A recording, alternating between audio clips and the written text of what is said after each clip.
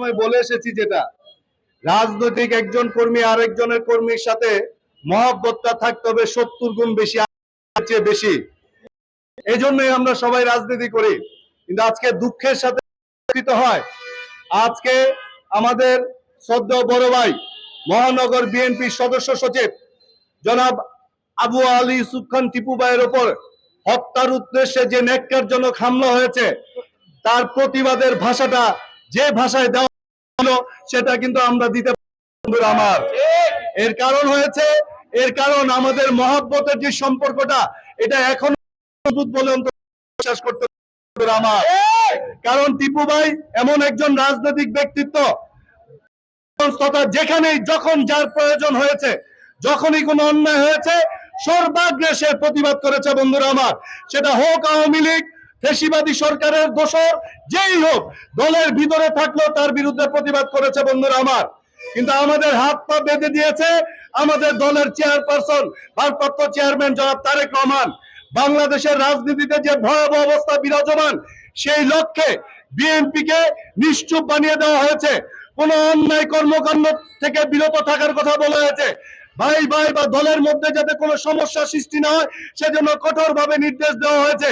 আমরা জাতীয়তাবাদী দলের আদর্শে বিশ্বাস করি এবং তারেক রহমানের নেতৃত্বের প্রতি শ্রদ্ধাশীল বলে আজকে আমরা চুপ থেকেছি বন্ধুরা আমার। আর যারা তারেক রহমানের প্রতি শ্রদ্ধাশীল নয়, যারা দল থেকে বহিষ্কৃত বা দলের মধ্যে থেকেও বিগত দিনে সরকারের এজেন্ট হিসেবে কাজ করেছে, তারা সেই নির্দেশ পালন করে নাই বিদায় কালকে এই ন্যাক্কারজনক হামলা করেছে বন্ধুরা আমার। বন্ধুরা আমার, আমরা সহনশীল রাজনীতিতে বিশ্বাসী, প্রতিযোগিতামূলক রাজনীতিতে বিশ্বাসী। কিন্তু যে হামলা হয়েছে তার জবাব বাংলাদেশ জাতীয়তাবাদী দল নারায়ণগঞ্জ মহানগরের প্রত্যেকটি নেতা কর্মী সময় মতো অবশ্যই দিবে বন্ধুরা আমার। আজকে প্রশাসনের যে অবস্থা, যে দুর্বল বন্ধুর অবস্থা, প্রশাসন হয়তো কার্যকর পদক্ষেপ নিতে ব্যর্থ হয়েছে বিদায়, হত্যা মামলার আসামিকে গ্রেফতার করে না বিদায় আজকে তারা পুনরায় এই ধরনের হামলা করার সাহস পেয়েছে বন্ধুরা আমার। আজকে হামলা করার পরও তারা মিছিল সমাবেশ করেছে, চেয়েছে আমরা যাতে তাদেরকে প্রতিঘাত করি।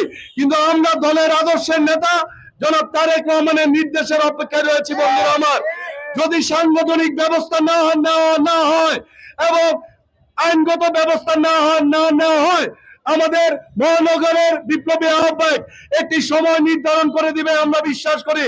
সেই সময় নির্ধারণ করার পর 1 মিনিট নারায়ণগঞ্জ মহানগর যারা বিএনপি শহীদ রাষ্ট্রপতি জিয়া রহমানের আদর্শে বিশ্বাসী, তারা ওই সময়ের 1 মিনিট পরে আর কোনোদিন অপেক্ষা করবে না বন্ধুরা আমার। যেই ভাইয়ের রক্ত ঝরিয়েছে তার বদলা অবশ্যই বদলার মতোই নিবে, এটার ব্যাপারে আপনাদেরকে হুঁশিয়ার করে দিতে চাই। তো অবশ্যই সাংগঠনিক এবং আইনগত ব্যবস্থা যাতে জোরভাবে নেওয়া যায় সেই পদক্ষেপ আপনি গ্রহণ করবেন।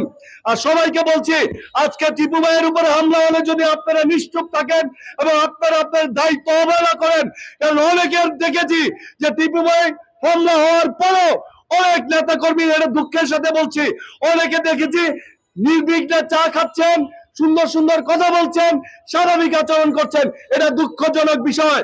আপনার ভাই আপনার উপরে অবস্থা এরকম থাকতে পারে না। বলছি বন্ধন, আজকে টিপু ভাইয়ের উপরে হামলা হয়েছে, কালকে আপনার উপরে হবে।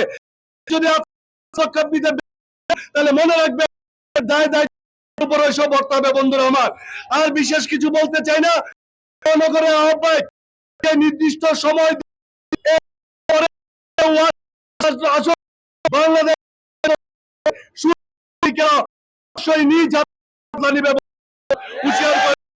যাই হোক, বক্তব্য দীর্ঘ করব না। আল্লাহর কাছে হাজার শুকরিয়া, যেভাবে ওনার উপরে হয়েছে সেটাকে তাকে হত্যার মামলা করা হয়েছে, ওনার ঘাড়ে কোপ লেগেছে, হয়তো আমরা আজকে জীবিত অবস্থায় দেখতে পাই। এটাতেও যদি আপনাদের মন না গলে তাহলে প্রকাশ করতে চাই না, কারণ প্রতিশোধ জাতীয়তাবাদী দলের নেতাকর্মীরা অবশ্যই নেবে। কেউ যদি মনে করে করা হয় নাই, কিছু বলা হয় নাই, তাহলে বাস করছে কথার এ পর্যন্ত চুপ রেখে, কারণ বাংলাদেশে ঘটে না কেন সবকিছু বিএনপির উপরে বর্তা। তাদের একটি চক্রান্ত এবং এরকম যাতে মহানগর বিএনপি পাল্টা না এবং এটা সাংগঠনিক ভাবে বিশৃঙ্খল সেটা প্রমাণ করার জন্য ঝগড়া করার চেষ্টা। আমরা ঝগড়া করি নাই ঠিকই, কিন্তু এই আলটিমেটাম বা সময় দেওয়ার পরে আমরাও দেখে নেব নারায়ণগঞ্জ শহরে কার এত বুকের পাটা যে মহানগর বিএনপির সদস্য সচিবের উপর আঘাত করে আবার রাস্তায় চলবে। তাহলে আমরা দল করব না, দল করতে কাউকে দিব না। বন্ধুরা আমার, সবাইকে ধন্যবাদ জানিয়ে বক্তব্য শেষ করছি। বাংলাদেশ জিন্দাবাদ, বাংলাদেশ।